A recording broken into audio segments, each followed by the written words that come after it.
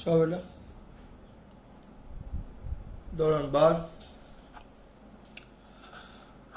ધોરણ 12 chapter 12 lecture number 10 અત્યારે જોવાની છે આપણે બોહરના પરમાણુ મોડેલની સફળતા બોહરના પરમાણુ મોડેલની મોડેલ લખવું પડશે ને મોડેલની શું બેટા સફળતા તો આ મોડેલની સફળતા જોવાની છે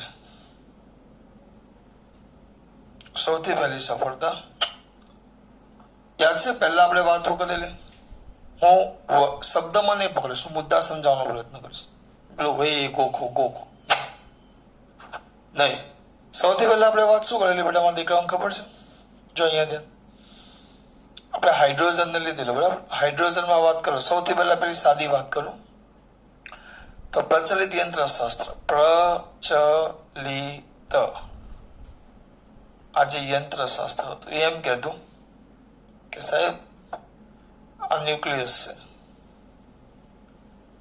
અને ઇલેક્ટ્રોન છે તો ઇલેક્ટ્રોન ફરે તો કઈ ગતિ કરે પ્રવેગી ગતિ કરે એટલે પ્રવેગી ગતિ કરતો વિદ્યુત બળ પોતે સતત શું ગુમાવે ઉર્જા ગુમાવે એટલે ઉર્જા ઘટે તો કક્ષાની ત્રિજ્યા કક્ષા ઘટે કક્ષાની ત્રિજ્યા ઘટે એટલે વર્તુળાકાર ન રહેતા કમાન આકારે છેલ્લે ન્યુક્લિયસ ની ક્યાં ચાલ્યું છે અંદર એટલે આના પરથી એમ થાય કે પરમાણુ અસ્થાયી છે પરમાણુ સ્થાયી નથી ટૂંકમાં પરમાણુ નું અસ્તિત્વ જ શક્ય નથી બરાબર તો આ જે ભૂલ હતી એ બોહર મોડેલે સમજૂતી આપી કે ના ભાઈ આ ખોટા વ્યામમાં ન રહ્યો આ ન્યુક્લિયસ હોય તો એની ફરતે યાદ કરો અમુક એવી કક્ષાઓ જે કક્ષા પર લીધેલું દાખલા તરીકે સ્થિર કક્ષા કહેવાય સ્થિર કક્ષા કઈ કક્ષા કે જ્યાં એનો કોણીય વેગમાન યાદ કરો એવી કક્ષા જ્યાં કોણીય વેગમાન h/2π ના પૂર્ણ ગુણકમાં હોય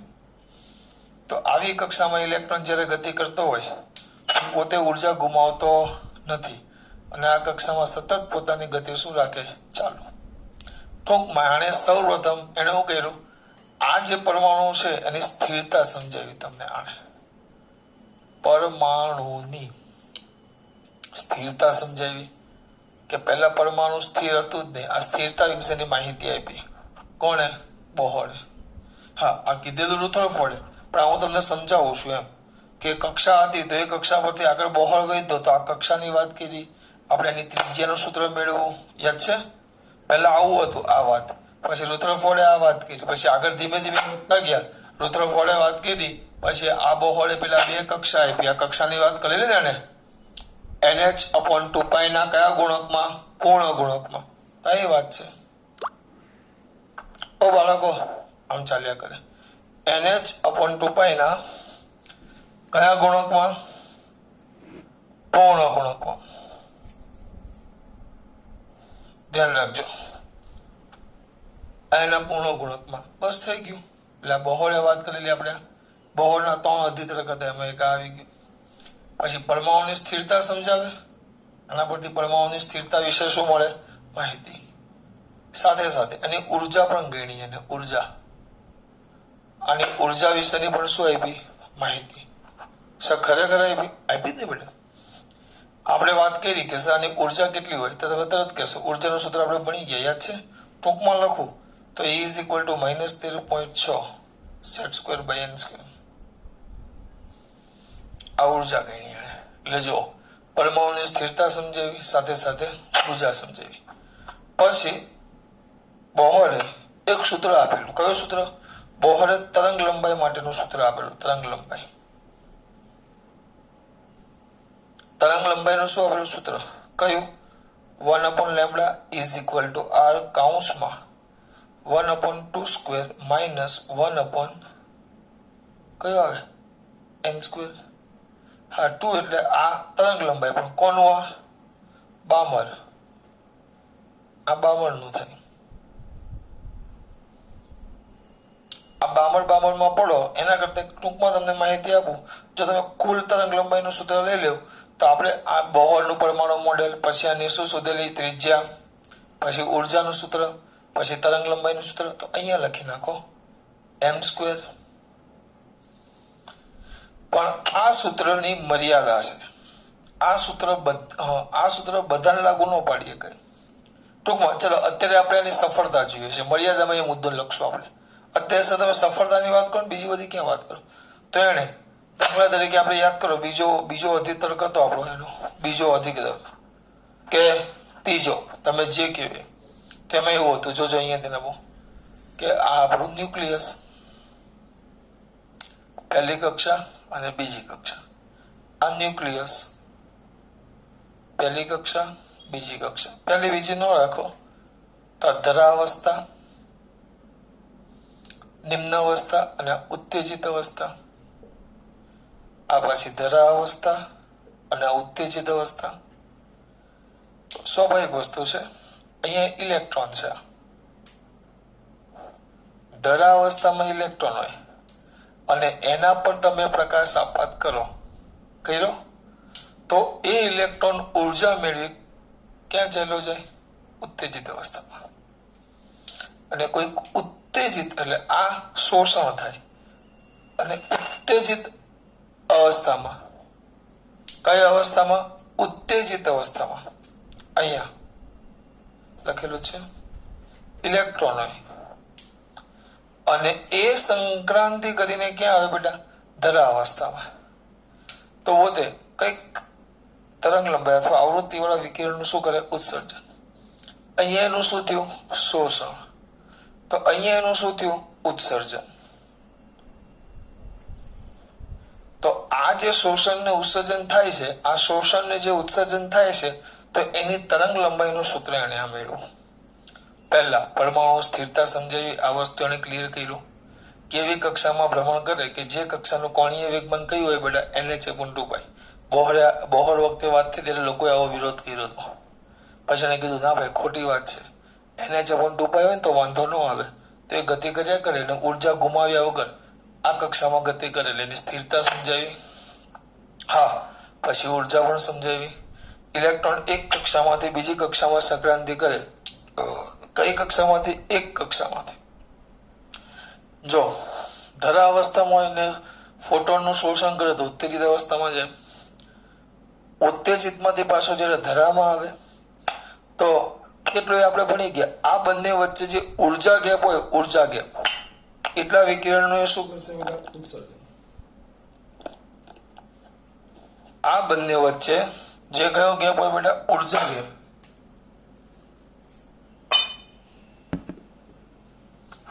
આ બંને વચ્ચે જે ઉર્જા ગેપ હોય એનું શું કરે? ઉત્સર્જન. આ વસ્તુ સમજો. બસ આ વસ્તુ, આ બે વસ્તુ એને કીધી. અને આ પેલું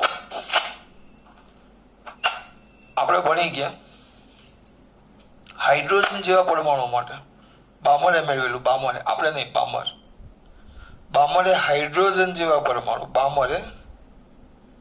હાઇડ્રોજન જેવા પરમાણુ એટલે એક તો હાઇડ્રોજન તો ખરો, પછી સિંગલ આયોનાઇઝડ હિલિયમ. હિલિયમમાં બે આવે, પણ સિંગલ આયોનાઇઝડ હિલિયમ એટલે અહીંયા આવે +1.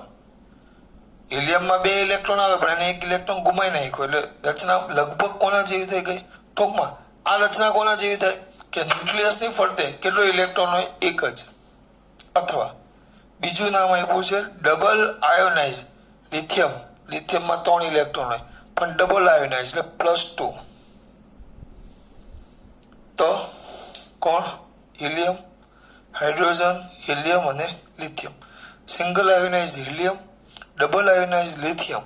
તો આ બામરે એના માટે જે એમાં ઉત્સર્જન થાય, બામરે વાત કરેલી, તો ઉત્સર્જિત થતા અથવા શોષિત થતા તરંગ લંબાઈનું સૂત્ર 1/λ is equal to r કાઉન્સમાં 1/2² - 1/n². આની કે જરૂર છે ને આવી જાય. ટૂંકમાં આના માટે મેળવેલું એને, આના માટે. આ થઈ કે તમારા મોડલની સફળતા. એક જ મિનિટ ખાલી જોઈ લો બેટા. આટલું જ છે ભાઈ. આ 3 મુદ્દા છે. પહેલું કે આ મોડેલ પરથી પરમાણુની સ્થિરતા સમજાવી શકાય. આયરું કક્ષામાં રહેલા પરમાણુની ઉર્જાની માહિતી મળેલી ને આપણે. સ્થિરતા અને ઉર્જા શું કર્યો? સમજાવી શકાણું. બીજું કે આ રીતે જો કોઈ નીચે અવસ્થામાં હોય અને એના પર ફોટોન આપાત થાય, નીચે અવસ્થામાંથી ઉત્તેજિત અવસ્થામાં થાય ત્યારે શોષાતા ફોટોન, અને ઉત્તેજિત અવસ્થામાંથી ક્યાં આવે બેટા? દરા અવસ્થામાં, તો ઉત્સર્જિત ફોટોન કે વિકિરણ કે પ્રકાશ ની શું શોધી શકાય? તરંગ લંબાઈ. શું શોધી શકાય?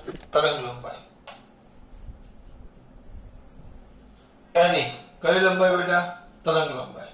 શું કરી શકાશે? શોધી શકાશે. આ બે વસ્તુ વાત કરી. ખબર પડે છે મારા દીકરાઓને? ધ્યાન રાખજો. આ એની થઈ ગઈ મોડેલની સફળતા. હવે જોશું નિષ્ફળતા. એક મિનિટ. ચાલો બેટા, હવે જોવાની છે આપણે બોહર પરમાણુ મોડેલની નિષ્ફળતા. શું જોવાનું બેટા? નિષ્ફળતા. તો પહેલી વસ્તુ ટૂંકમાં કહી દો ને, આ જે છે ને એ માત્ર હાઇડ્રોજન જેવા પરમાણુ માટે જ સાચું છે સર. એટલે હમણાં જ વાત કરી, હાઇડ્રોજન જેવા પરમાણુને જ લાગુ પાડી શકાય.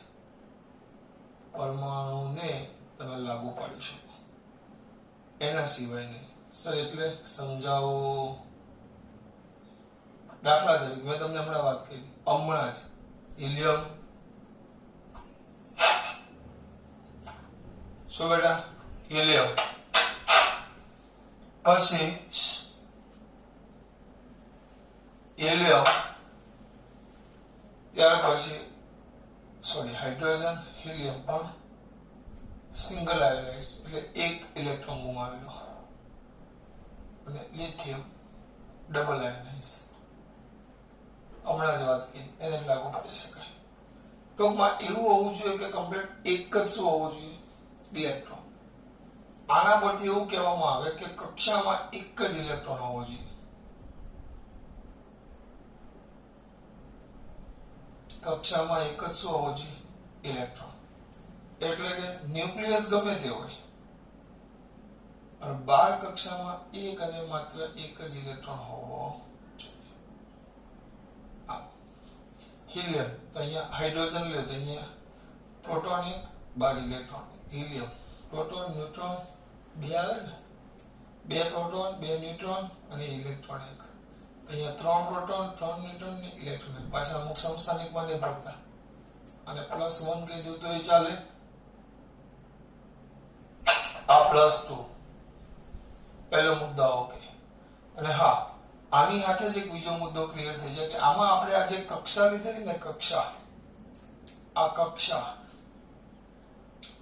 આ જે કક્ષા લીધી ને,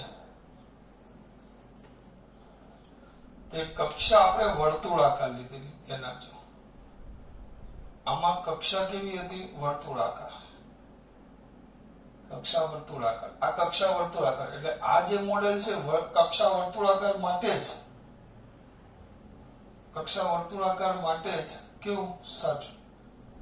જો તમે વર્તુળાકારના જગ્યાએ બીજા આકારની હોય તો આ મોડેલ સાચું નથી, અથવા એની માહિતી પણ કેવી પડી જાય? ખોટી. એટલે બોહરે જે પણ વાત કરી, ઉર્જાનું સૂત્ર, ત્રિજ્યાનું સૂત્ર, તરંગ લંબાઈનું સૂત્ર, એ બધું જ ખોટું. કેમ? કારણ કે એ તો આપણે કમ્પલસરી ગોળ હોય તો જ લીધેલું. કારણ કે આપણે ઉદાહરણ કે ન્યુક્લિયસની ફરતે ઇલેક્ટ્રોન આર ત્રિજ્યાવાળા વર્તુળાકાર માળખે ગતિ કરે છે, પણ એ તો શક્ય નથી. એટલે આ મોડેલ ત્યારે જ કેવું? સાચું. એટલે આની નિષ્ફળતા આવે કે પહેલા જો આના કરતા કોઈ ભારે તત્વ હોય, બરાબર, કક્ષામાં એક ઇલેક્ટ્રોનના જગ્યાએ બે ઇલેક્ટ્રોન હોય, એક ઇલેક્ટ્રોન હોય તો જ સાચું. તો જ સાચું. બે હોય તો લાગુ પાડી શકાય નહીં. કક્ષા વર્તુળાકાર હોય તો જ લાગુ પાડી શકાય, વર્તુળાકાર ન હોય તો લાગુ પાડી શકાય નહીં. પછી આપણે વર્ણપટ મેળવેલું, યાદ કરો વર્ણપટ. શું મેળવેલું આપણે? વર્ણપટ. તો આવું કંઈક હતું. કેવું હતું? બતાવો ને. શું મેળવેલું આપણે? વર્ણપટ. તો પહેલા અહીંયા એક મોટી તીવ્રતા વધુ બતાવવા જાડી દોરું છું. પહેલી વર્ણપટ રેખા H આલ્ફા, થોડીક દૂર,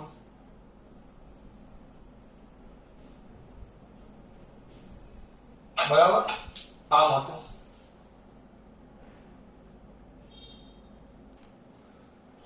હવે જો હશે અહીંયા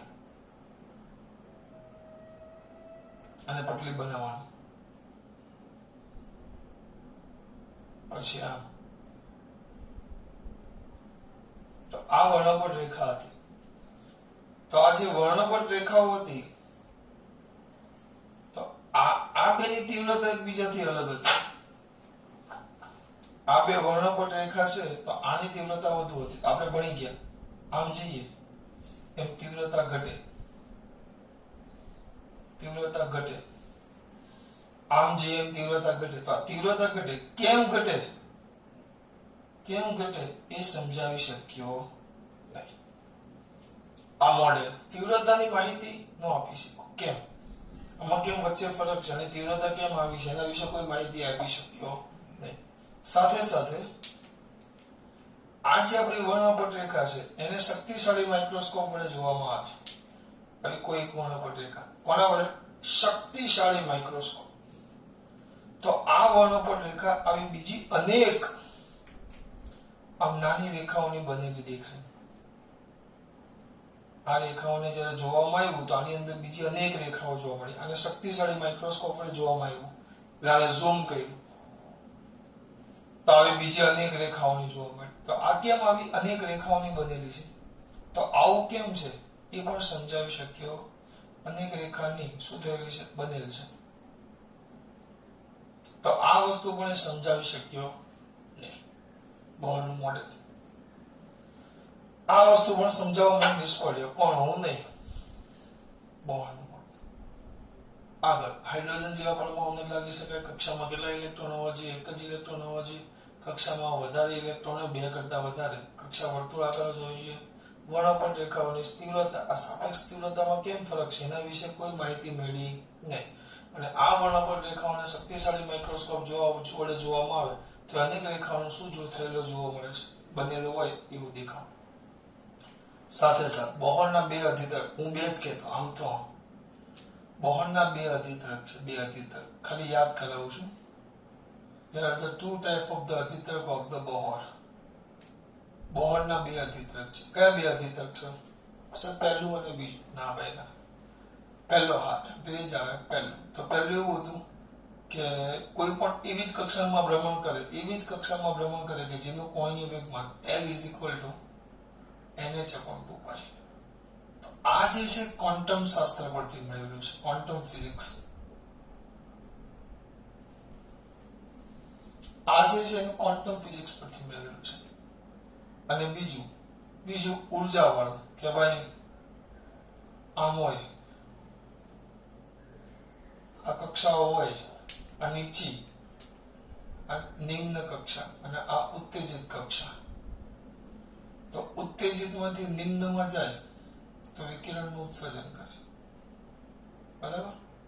તો એ પોતે વિકિરણનું ઉત્સર્જન કરે. અથવા નિમ્નમાંથી ઉત્તેજિતમાં જાય તો એના પર આપઘાત થયેલા વિકિરણનું શોષણ કરે. આ બે વસ્તુ પડી ગઈ. એની ઉર્જા પણ આપણે મેળવેલી. E = સૂત્ર બંનેના ઉર્જા સ્તરના કોના જેટલો થાય? તફાવત જેટલો.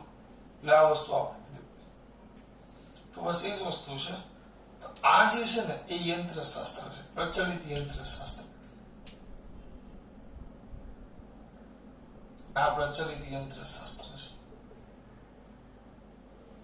આ ક્વોન્ટમ ફિઝિક્સ છે. આ પ્રચલિત યંત્રશાસ્ત્ર. તો આ તો બે એકબીજાથી અલગ જ ફિઝિક્સ છે.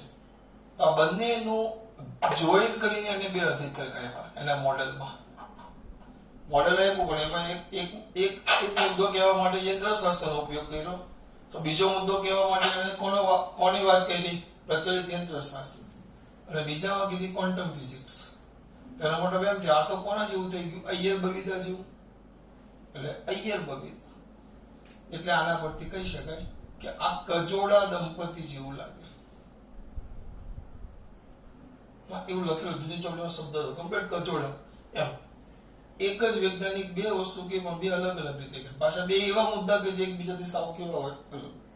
આપણે એને કીધા ખોટા નથી, પણ આ રીતે વાત કરી. આ બધી વાત એને કરી, આ બધી નિષ્ફળતામાં હાઇડ્રોજન જેવા પરમાણુને લાગુ પડી શકાય, એટલે આ કક્ષામાં એક જ ઇલેક્ટ્રોન તો જ લાગુ પડી શકાય. કક્ષા કમ્પલસરી વર્તુળાકાર હોવી જોઈએ, વર્તુળાકાર ન હોય તો પણ ન ચાલે. વર્ણપટ રેખાઓને જ્યારે જોવામાં આવે તો વર્ણપટ રેખાઓની સાપેક્ષ તીવ્રતાઓ સમજાવી શકાતી નથી. આ સાપેક્ષ તીવ્રતા વિશે કોઈ માહિતી મળતી નથી. પછી આ જે વર્ણપટ રેખા છે એને શક્તિશાળી માઇક્રોસ્કોપ વડે જોવામાં આવે તો અનેક રેખાઓની બનેલી હોય. આ કેમ અનેક રેખાની બનેલી છે સમજાવી શકાતું. પછી આ બે પદ્ધતિઓ કઈ વાત, એક ક્વોન્ટમ ફિઝિક્સ પ્રમાણે, એક પ્રચલિત યંત્રશાસ્ત્ર પ્રમાણે. એટલે આ તો કજોડા કોના જેવું લાગે? ગણપતિ. એક મિનિટ, કોઈ મુદ્દો રહી નથી કે એક મુદ્દો રહી ગયો છે જે નવી ચોપડીનો નવો છે, જોઈ લઈએ આપણે. બીજી કઈ વાત કરી? જો આપણે જ્યારે બોહરનું મોડેલ રજૂ કરેલું, બોહરનું મોડેલ, ત્યારે આપણે શરૂઆતમાં આવું કીધું કે આ ન્યુક્લિયસ છે, તો આ ન્યુક્લિયસનું ધન વીજભાર છે, ન્યુક્લિયસનું ધન જ વીજભાર હોય, અને એની ફરતે આ ઇલેક્ટ્રોન છે. આ કોણ છે? ઇલેક્ટ્રોન. આ ન્યુક્લિયસનું ધન વીજભાર, એની ફરતે આ કક્ષામાં કોણ છે બેટા? ઇલેક્ટ્રોન. તો સર હવે થશે શું? સર તમારો વારો. ઓકે, મારો વારો. આ ધન વીજભાર, એની ફરતે કક્ષામાં કોણ છે? ઇલેક્ટ્રોન. કરવાનું શું?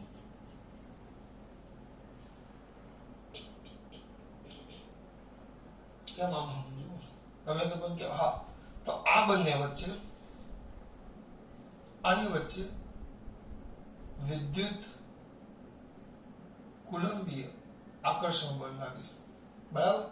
પણ આપણે અત્યાર સુધી એક જ ઇલેક્ટ્રોન છે, બોહરે માત્ર એક ઇલેક્ટ્રોન માટે જ વાત કરેલી, બરાબર? પણ એ લોકોએ પૂછ્યું જો બે ઇલેક્ટ્રોન હોય તો વિચારો આમ બીજી કક્ષા છે, આના બે ઇલેક્ટ્રોન હોય, આના પોતાના કઈક કક્ષામાં 8 ઇલેક્ટ્રોન હોય, અથવા ગમે તેટલા હોય, ચલો તો આ ઇલેક્ટ્રોન હોય તો આ જે ઇલેક્ટ્રોન છે આ બધા, આ electron electron electron electron electron electron electron electron વચ્ચે અપાકર્ષણ બળ લાગે એટલે વિદ્યુત બળ લાગે. તો આ અપાકર્ષણ બળનું શું, એના વિશે પણ એને કોઈ માહિતી આપી નહીં. હા, એ ટૂંકમાં એનું ખાલી એકદમ સાદા હાઇડ્રોજન પરમાણુ માટે જ સાચું છે. જટિલ જેમ થાય એમ એ વસ્તુ સમજાવી શકીએ એમ હતું. આ થઈ ગઈ બોહરના મોડેલની મર્યાદા, નિષ્ફળતા અને આગળ સફળતા. ખાસ વાત. જય શ્રી કૃષ્ણ.